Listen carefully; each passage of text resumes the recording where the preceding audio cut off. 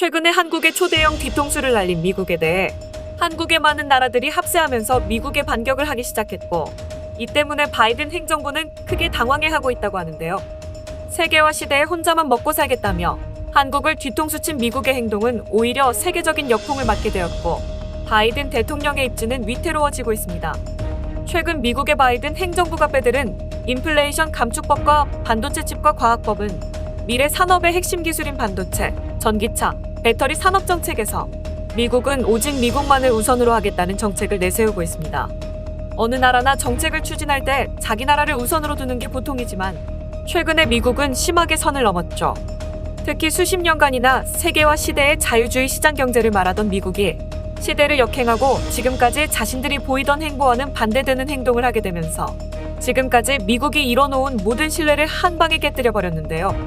선을 제대로 넘어버린 미국의 행태에 참을 수 없다고 판단한 한국이 미국을 불공정 거래 행위로 WTO에 제소하기로 나서면서 다른 나라들마저 동참하며 미국이 고립되고 있는 상황에 놓여버리게 되었습니다. 뿐만이 아니라 미국에 투자하려던 많은 기업들이 줄줄이 이탈을 하는 초유의 사태가 발생하면서 미국의 예상과는 다르게 흘러가고 있으며, 심지어 나스닥 지수가 2년 만에 최대치에 폭락을 하며 최악의 분위기로 흘러가고 있습니다. 이번 시간에는 미국을 위해 모든 경제적 초당 조치를 취하겠다는 인플레이션 감축법이 도리어 미국에 큰 역풍을 가져다 줄 상황에 놓인 가운데, 한국의 놀라운 반격으로 인해 도리어 미국이 한국 달래기에 나서며 무릎 꿇을 수밖에 없는 상황이 된 이유에 대해 자세히 알아보겠습니다.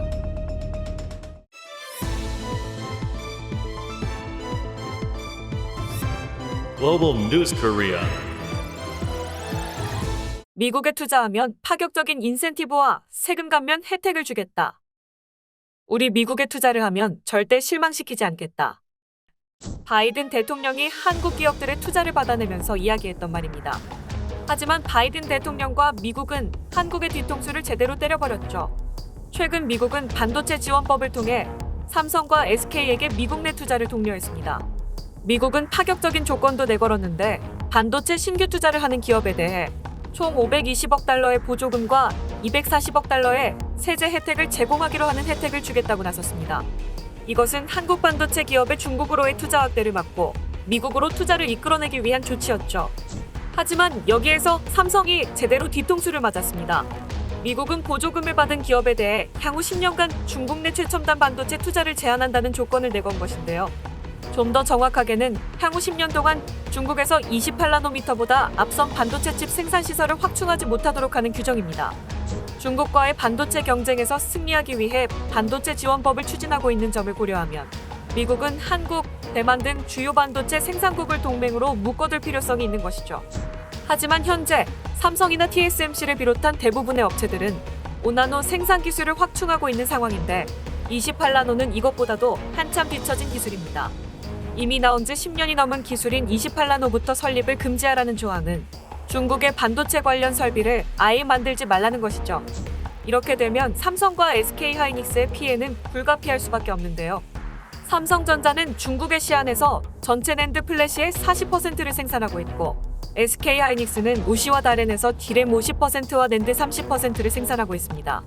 또한 중국의 80% 이상 의존하는 소재 및 부품이 2,000개에 달하고 있으며, 한국 반도체 수출 금액의 60%를 차지하고 있는 중국이기 때문에 아무 합의도 없이 당장 치포 동맹에 뛰어들기도 난감한 상황인 것이죠.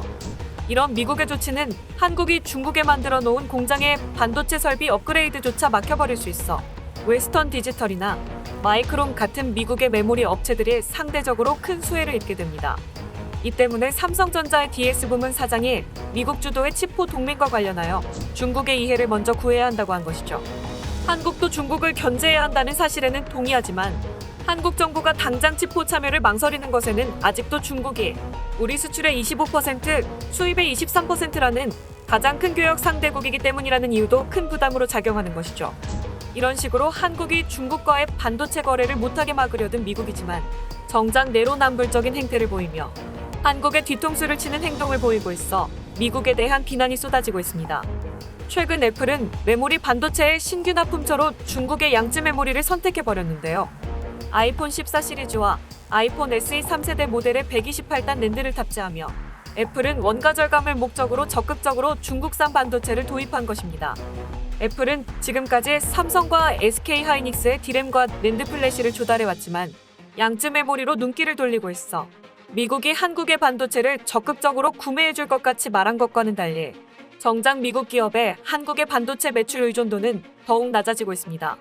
또한 애플의 행태에 업계 관계자는 현재 미국 정부가 자국 내 반도체 경쟁력 강화에 힘쓰고 있는데 미국 기업이 나서서 중국 제품을 채택하는 등의 반대되는 행보는 이해하기 어렵다라면서 애플의 이 같은 행보에 비판을 하고 나섰는데요. 이 때문에 미국 의회가 애플의 행보에 발끈하기도 했지만 딱히 제재를 한다거나 압박을 주지는 않고 있는 상황입니다. 외국 기업인 삼성과 SK에게는 그렇게 압박을 하면서 정작 미국 최대 IT 기업 중 하나인 애플은 중국을 돕고 있는 상황이죠. 이 같은 미국의 뒤통수와 내로남불적인 행태는 많은 비판을 받고 있는데 미국의 통수는 이것만이 아니었죠. 전기차에서도 미국은 한국의 뒤통수를 때렸습니다. 근래 들어 미국에서 테슬라를 제외하고 가장 많이 팔린 전기차는 놀랍게도 한국의 전기차였습니다. 한국 전기차의 행보는 매우 놀라워서 테슬라가 10년 동안 이룬 판매 성과를 현대기아는 단 수개월 만에 도달할 정도로 급속도로 무서운 전기차 시장에서의 성장 속도를 보였습니다. 이 때문에 포드, GM, 크라이슬러 등 기존의 미국 자동차 기업들의 전기차가 말 그대로 죽을 쓰는 상황이었죠.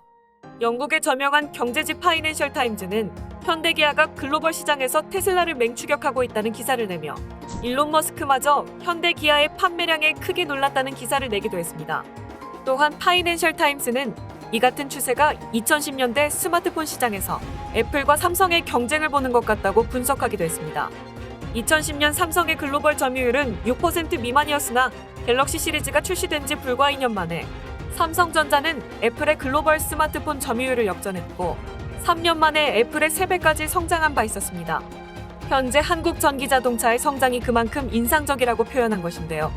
한국 전기차의 기술력이 그만큼 빠르게 성장하고 있고 현재는 테슬라를 바짝 추격할 정도로 크고 있다는 것을 본 미국이 한국 자동차를 잠재적인 위협으로 본 것이죠. 과거 내연기관 자동차에서 도요타에게 미국 시장 1위를 내준 악몽을 한국 기업이 다시 재현할 것이라는 전망이 나오기도 했죠. 이런 상황에서 시행한 전기차 보조금 지원 정책은 사실상 한국을 막기 위한 정책이라는 이야기마저 나오고 있는 상황입니다. 미국의 이 같은 행위는 한국의 뒤통수를 가격한 배신 행위라고 할 수 있는데요.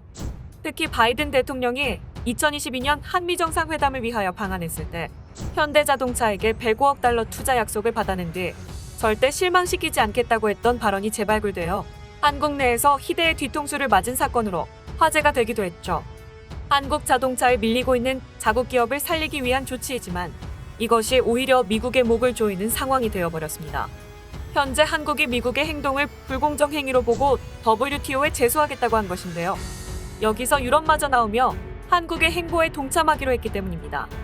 한국무역협회 브뤼셀 지부에 따르면 발디스 돈브로브스키스 EU 통상 담당 부집행위원장은 캐서린 타이 미 무역대표부 대표와 통상 현안을 협의하는 자리에서 IRA를 통한 미국의 기후변화 대응 및 친환경 전환에 대한 EU의 적극적인 협력을 표명하면서도 전기차 보조금 제도의 WTO 차별금지 원칙 위반 소지를 지적했습니다.